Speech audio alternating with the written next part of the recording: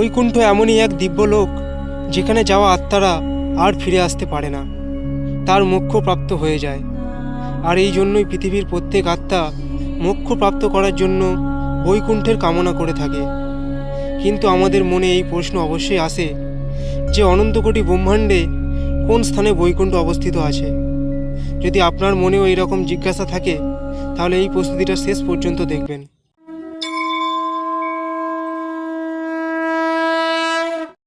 আজকের এই প্রস্তুতিতে আমরা আপনাকে হিন্দু ধর্মের প্রাচীন গ্রন্থের অনুসারে বৈকুণ্ঠ লোকের লোকেশন বলতে যাচ্ছি।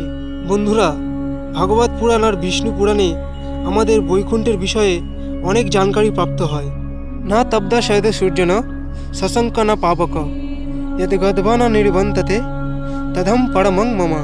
অর্থাৎ আমার এই পরম ধাম না তো সূর্য আর চন্দ্র দ্বারা প্রকাশিত হয়, না অগ্নি আর বিদ্যুৎ থেকে। ও স্বয়ং প্রকাশিত।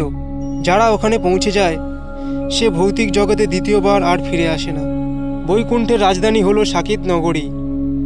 এই নগরীতে 4 প্রবেশ দ্বার আছে, আর এই নগরীতে অনেক রমণীয় মহল আর রত্নজড়িত বিমান আছে। এখানে থাকা সব নরনারী তরুণ বয়সের হয়। এখানে সময়ের কোনো প্রভাব হয় না। এরকম সাকেত নগরীর মধ্যতে শ্রী বিষ্ণু নিজের পার্শ্বদগণ কুমুদ কুমুদাক্ষ, পুণ্ডরিক বামন, শুনকুন সুমুখ আর মাতা লক্ষ্মীর সাথে নিবাস করেন।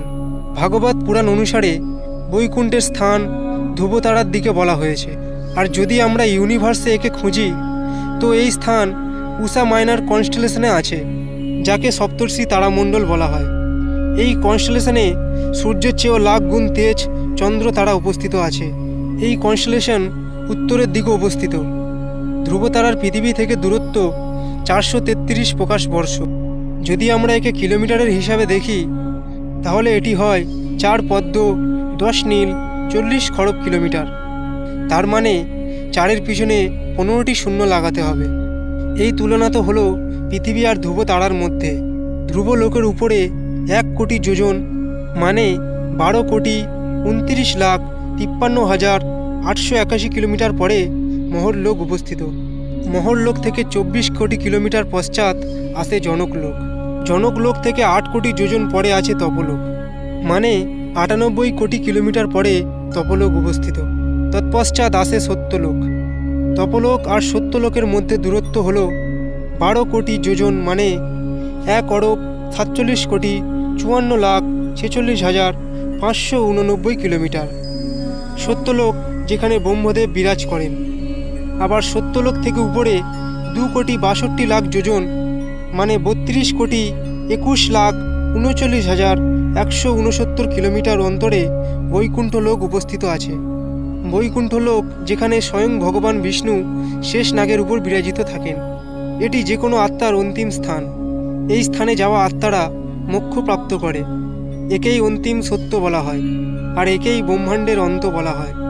এখানে যাওয়ার পর আত্মা জন্ম মৃত্যুর চক্র থেকে মুক্ত হয়ে যায়। এই সব আঁকড়া আধ্যাত্মিক জগৎকে দেখায়। যদি আমরা পৃথিবী থেকে বৈকুণ্ঠের দূরত্বের অনুমান লাগাই তো এটি 4 পদ্ম 10 নীল 40 খড়গ kilometre plus 12,29,53,881 kilometre plus 24,59,07,763 kilometre plus 98,36,31,052 kilometre plus 1,47,54,46,579 kilometre plus 32,21,39,169 kilometre. এই লোকের দূরত্ব মিলিয়ে হয় 4 পদ্ম 10 নীল 40 খড়গ 3 অরব 15,78,444 কিলোমিটার। মানে আপনি দেখতে পাচ্ছেন যে কত দূরে বৈকুণ্ঠ। যদি আমরা আজকের টেকনোলজি দ্বারা ওখানে যাওয়ার চেষ্টা করি তাহলে কত সময় লাগবে তার বিষয়ে জানব। আজকের সময়ে আমরা এক স্পেসক্রাফট দিয়ে 39,000 কিলোমিটার প্রতি ঘন্টা গতিতে অন্তরিক্ষে ট্রাভেল করতে পারি। আর এই স্পিডে যদি আমরা বৈকুণ্ঠে যাই তাহলে আমাদের 10 অরব 520 কোটি 30,85,000 ঘন্টা সময় লাগতে পারে। মানে আমাদের বৈকুণ্ঠে পৌঁছাতে 12 লাখ বছর সময় লাগতে পারে। তো বন্ধুরা, আজকের টেকনোলজি দ্বারা আমরা কখনোই বৈকুণ্ঠে পৌঁছাতে পারবো না। কিন্তু যদি ভবিষ্যতে এমন টেকনোলজি চলে আসে যে 1 মাসে বা 1 বছরের মধ্যে আমাদের এত দূরত্ব পার করে দিতে পারবে, তাহলে কি আমরা বৈকুণ্ঠে পৌঁছাতে পারবো? তো এর জবাব হলো না। কেননা আপনি স্পিড অর্জন করে ওখানে পৌঁছতে যাবেন, কিন্তু বৈকুণ্ঠ আপনি দেখতে পারবেন না। কারণ বৈকুণ্ঠ ভৌতিক জগতে নেই, ও দ্বিতীয় আয়ামে আছে। আর লম্বা চওড়া গভীরতা আর টাইম, এই 4 আয়াম ছাড়া আমরা মানুষদের পৌঁছ এখনও দ্বিতীয় আয়াম পর্যন্ত হয়নি। যেমন হিমালয়ে জ্ঞানগঞ্জ আর সিদ্ধাশ্রম নামের শহর বা আশ্রম থাকার সত্ত্বেও আমরা দেখতে পাই না, কেননা ওই শহর বা আশ্রম দ্বিতীয় আয়ামে আছে।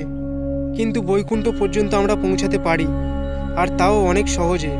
এর জন্য আপনাকে আধ্যাত্মিক জীবন বহন করতে হবে, সৎকর্ম করতে হবে। কলিযুগে বৈকুণ্ঠ প্রাপ্ত করার জন্য নাম জপ ভক্তি আর প্রভু ভজন সর্বশ্রেষ্ঠ বলা হয়েছে। আধ্যাত্মিকতার দ্বারা আপনি দ্বিতীয় আয়ামে যেতে পারেন, আর আধ্যাত্মই আপনাকে বৈকুণ্ঠের প্রাপ্তি করাতে পারে। কি আছে বৈকুণ্ঠ লোকে, কীরকম দেখায় বৈকুণ্ঠ লোক? আমাদের ধার্মিক গ্রন্থতে বৈকুণ্ঠের বর্ণন কিভাবে করা হয়েছে? যদি এর বিষয়ে আরও অধিক জানকারি আপনি প্রাপ্ত করতে চান, তাহলে কমেন্টে বৈকুণ্ঠ পার্ট 2 অবশ্যই লিখবেন। আর যদি এই প্রস্তুতি আপনার ভালো লেগে থাকে, তাহলে ভিডিওটিকে লাইক আর চ্যানেলটিকে সাবস্ক্রাইব করে দেবেন। ধন্যবাদ।